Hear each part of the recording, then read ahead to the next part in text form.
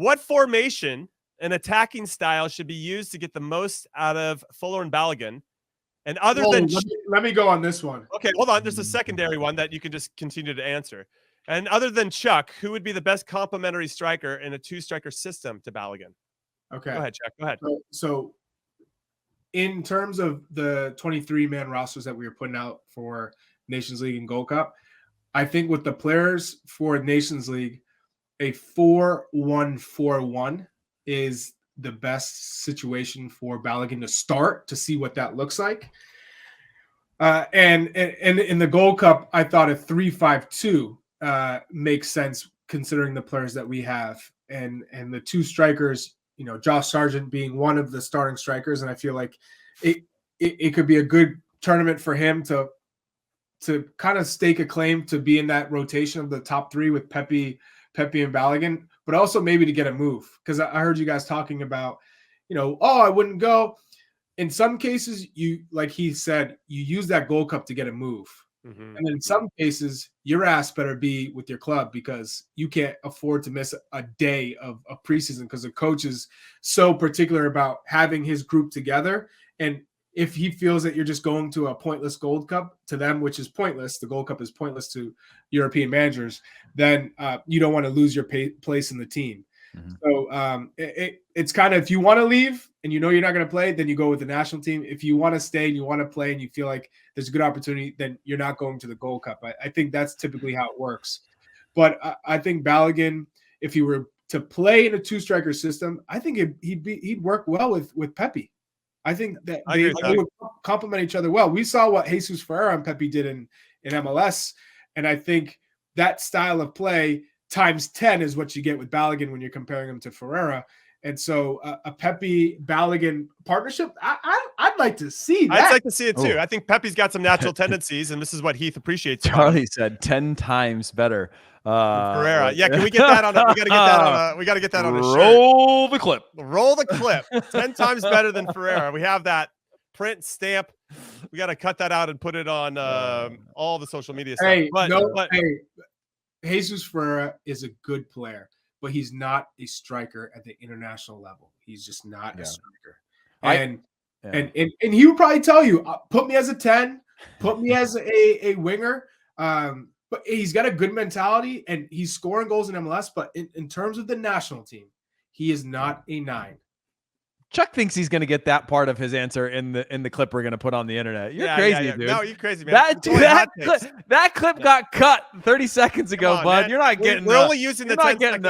Balogun is 10 times better than Ferreira. Yeah, you're not getting the that's being used. You're not getting the what and the why. You're just getting the what, dude. You don't get to back it up. Come on, I didn't know I was dealing with Tucker too. But no, honestly, I do like the partnership with Ricardo Pepi because, and Heath has been saying this ever since he started the hype train for Ricardo Pepi. He does a very good job of connecting and combining and dropping into that space in front of the back 4. And if Balogun can be the one that stretches it, there could be some nice symmetry there between those two. So I'm curious to see if we're going to see that or not, and then where we create that width and who's going to be the one doing it. Is it our wingers? Is it our outside backs? And how that all fits in and how our team adapts to having Balogun inside the team. But Heath Pierce, your thoughts on what do you think our attacking style formation should be with Balogun in it? Oh, I actually don't have any. I agree. I like the back 3 or back 5 type of system for that second tournament. Of at least being able to go to it. You've got plenty of games to sort of mess with it, knowing where you're going to likely get your results and your goals. And we need to be able to have different ways of playing. 4-1-4-1. I agree with that. I just want to see 2-striker systems come back out again. I think it is coming. We see it's a constant evolution, right? Of like, where do you find space and where are the gaps on the field?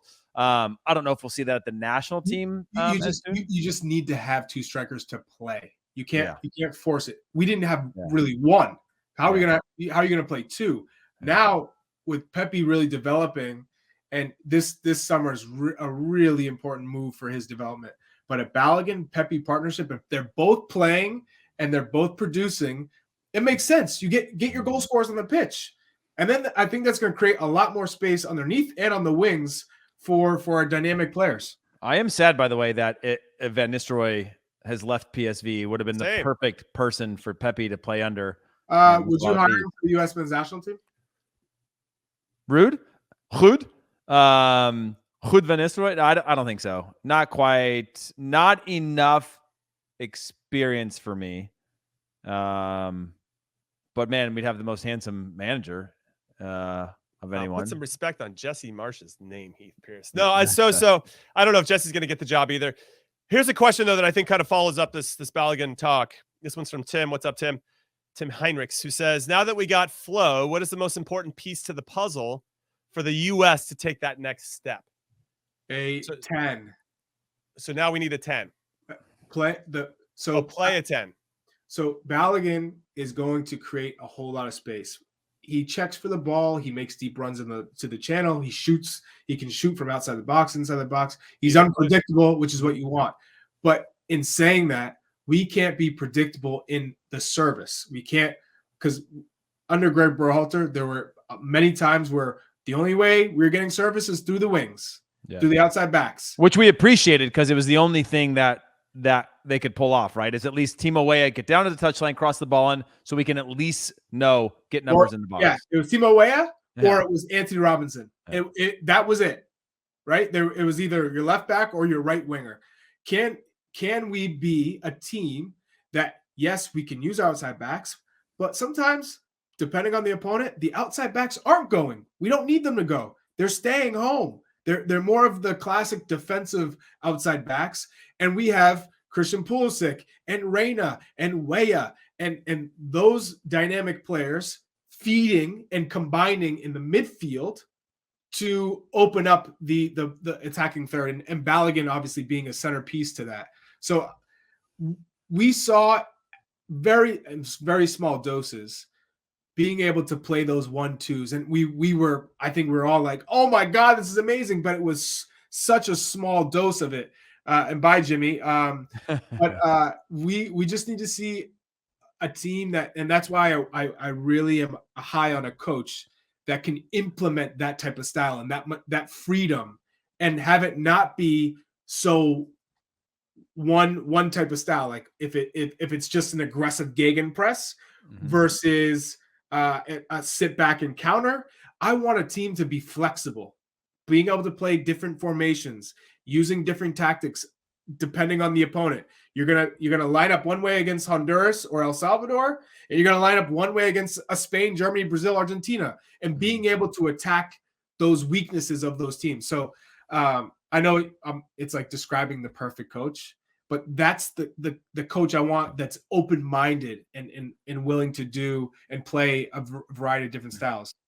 You think? I mean, when I think about that and the quality of the players that we have, I think the potential is there to have that combination play, but at times it just seems like we lacked a little bit of that killer instinct or confidence or that ability to probe teams, right? And I know, like, there's really only a Man City of the world that can play at that high of a level where they don't need a ton of speed on the field. I mean, now they have it, but they don't need it because they're also technically perfect all the time in terms of combination play, probing, in and out, in and out.